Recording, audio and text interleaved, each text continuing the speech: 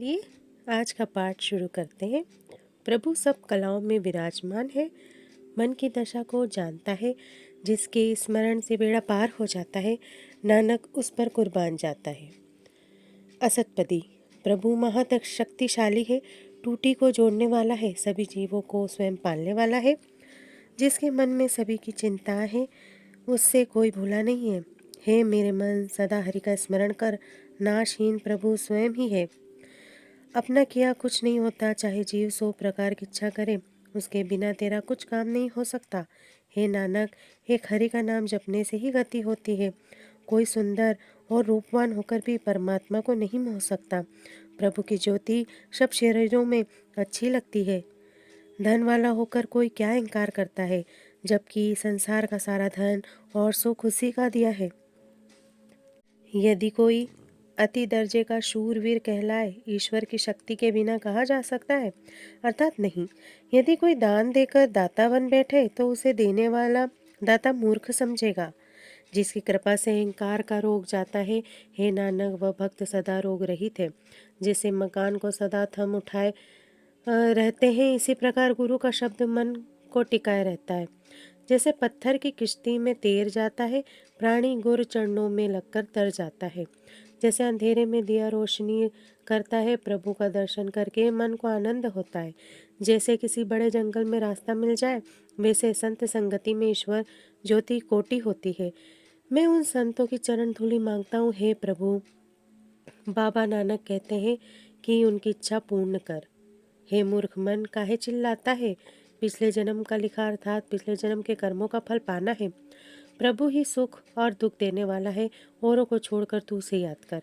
वह जो कुछ करे उसी में ही सुख मान। हे अनजान, तू क्यों भूला फिरता है? कौन सी वस्तु तुम्हारे साथ आई थी? हे लालची पतंगे, तू स्वाद में फंसा हुआ है। हृदय में राम नाम का स्मरण कर। नानक जी कहते हैं कि इस तरह तू इज्जत से दरगाह में जाएगा। जिस सौदे को तू संसार में लेने आया है, वह राम नाम संतों के घर में पाते हैं। अहंकार छोड़कर मन देकर मोल ले लो, राम का नाम हृदय में तोल लो।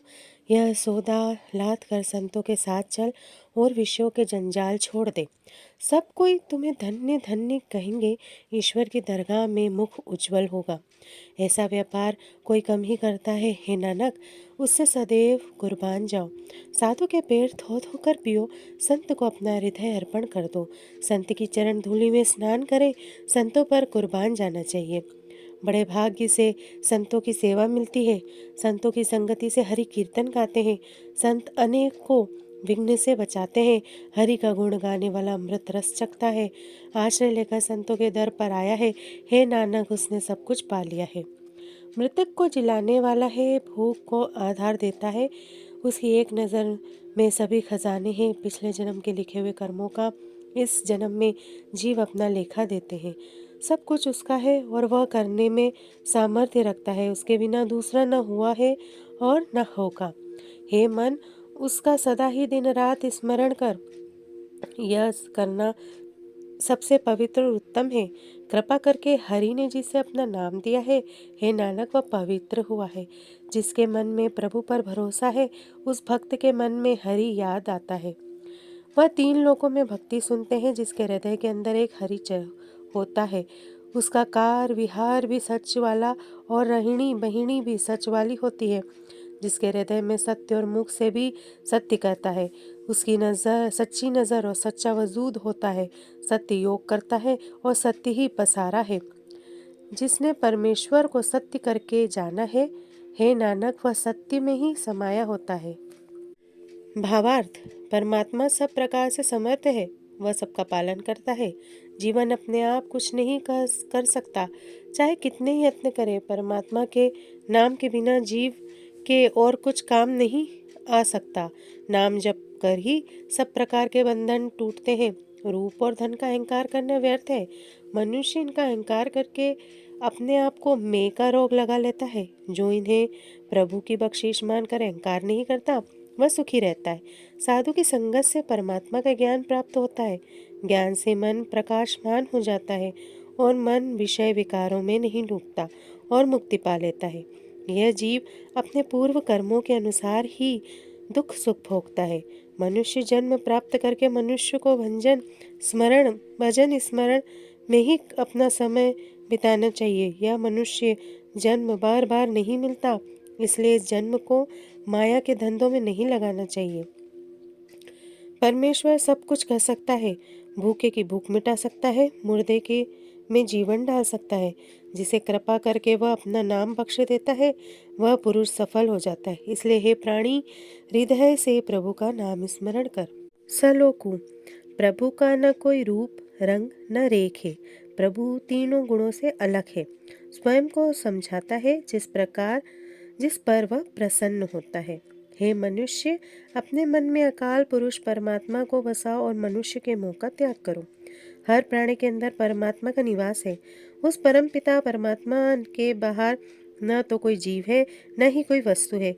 प्रभु बड़ा गंभीर अथाह व अंतर्यामी है और हर प्राणी को जानता है, पहचानता है। हे पार ब्रह्म प्रभु, सबके मालिक और हर प्राणी के पालनहार, दया के भंडार और दया के घट, क्षमा याचक नानक के मन में यह परम इच्छा है कि मैं साधुओं की चरण धूलि लूं। प्रभु हर प्राणी की इच्छाओं को पूरा करने में और प्रभु की शरण में आए हुए हर प्राणी की सहायता करने में समर्थ है। जिसके हाथ में जो लिख दिया वही होता है। जिस प्रभु की सिर्फ पलक झपकने से जगत का पालन या विनाश हो सकता है, उसका यह गूढ़ रूप कोई प्राणी मात्र नहीं जान सकता। जिस प्रभु के घर इस संसार के सब आनंद है, खुशियां हैं और हर प्रकार के पदार्थ उपलब्ध हैं, वह प्रभु जो राजाओं में स्वयं राजा है, जोगियों में जोगी और तपस्वी में बड़े तपस्वी और गृहस्थियों में गृहस्थी है। भक्तगणों में प्रभु का स्मरण करके सुख प्राप्त किया है। हे नानक, किसी प्राणी ने आज तक उस प्रभु को भेद नहीं जाना। जिस परमात्मा ने इस संसार के खेल का रहस्य कोई नहीं जान सका, उसकी खोज में देवता भी थक गए। पिता के जन्म के बारे में पुत्र क्या जान सकता है। जिस प्रकार माला के मोती धागों में पिरोए होते हैं, उसी प्रकार उस परम पिता परमात्मा ने इस संसार की रचना अपने हुक्म रूपी धागे में पिरोई हुई है। जिन प्राणियों को प्रभु अच्छी बुद्धि, अच्छे विचार और रूप देता है, वही सेवक और दास उसके नाम का स्मरण करते हैं। जिन प्राणियों को माया के गुणों के भ्रम में उलझा देता है, वह जन्म मरण के चक्र में बार बार इस संसार में आते जाते हैं। प्रभु हर प्राणी, चाहे वह सुमति हो या कुमति रखता हो, के अंदर बसता है और वह प्राणी का जैसा बुद्धि प्रदान करता है, वह उसी प्रकार बन जाता है। प्रभु के कई रूप हैं और कई रंग हैं और कई प्रकार के रूप धारण कर सकता है, पर प्रभु एक ही रूप है। प्रभु ने इस जगत की कई प्रकार से रचना की हुई है, लेकिन वह सर्वव्यापी है।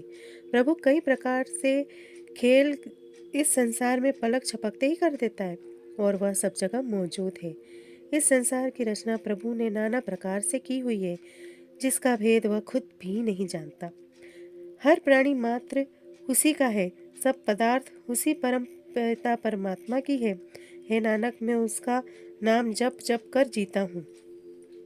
संसार के सब जीव जंतु उस परम पिता परमात्मा के सहारे जीते हैं और इस संसार के सब हिस्से उसके सहारे से टिके हुए हैं।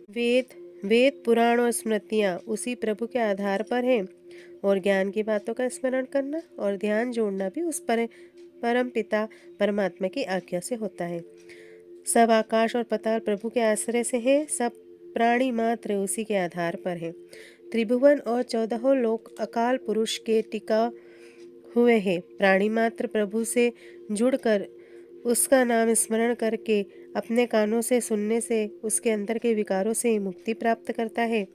जिसके ऊपर वह कृपा करता है, अपने नाम से लीन करता है। हे नानक, वह प्राणी चौथी दर्जे में पहुंचकर बहुत ऊंची अवस्था प्राप्त करता है, जिसका रूप तथा ठिकाना सदा स्थिर है।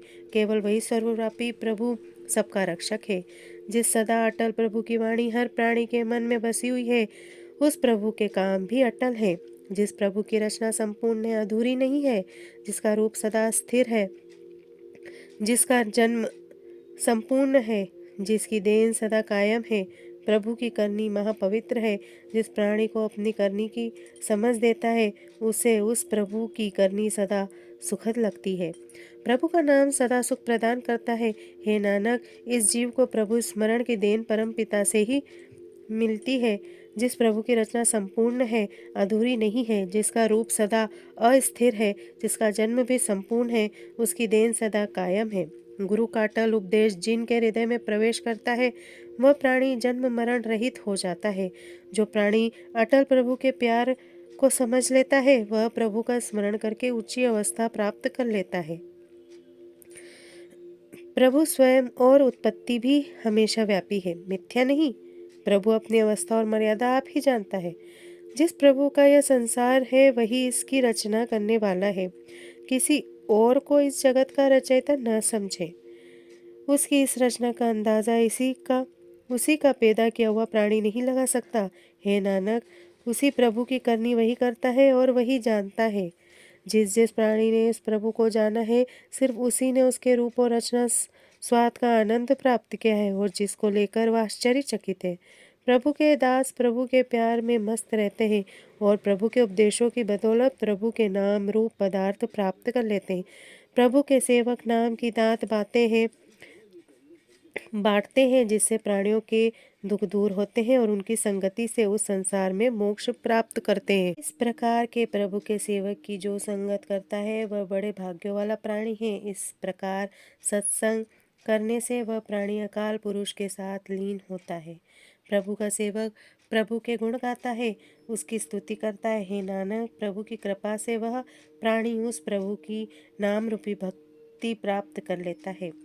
भावार्थ: प्रभु का न कोई रूप है, न रंग है। पार ब्रह्म प्रभु सबके मालिक और हर प्राणी के पालनहार, दया के भंडार और दया के घट है। उस परमपिता परमात्मा के बाहर न कोई जीव है और न ही कोई वस्तु है। प्रभु बड़ा गंभीर, अथाह व अंतर्यामी है और हर प्राणी को जानता है, पहचानता है। साधु की चरण धूलि पर प्राणी की इच्छाओं को पूरा करने में और प्रभु की शरण में आए हुए हर प्राणी की सहायता करने में समर्थ है। जिसके हाथ में जो लिख दिया वही होता है। जिस प्रकार माला के मोती धागे में पिरोए होते हैं, उसी प्रकार उस परम पिता परमात्मा ने इस संसार की रचना अपने हुक्म रूपी धागे में पिरोई हुई है।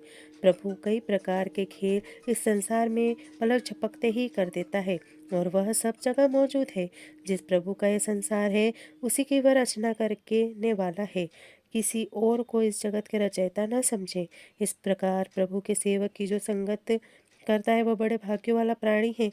इस प्रकार सत्संग करने से वह प्राणी अकाल पुरुष के साथ लीन होता है। प्रभु का सेवक प्रभु के गुण गाता है, उसकी स्तुति करता है और प्रभु की कृपा से प्राणी उस प्रभु की नाम रूपी भक्ति प्राप्त कर सकता है। आज का पाठ हम यहीं विराम करते हैं।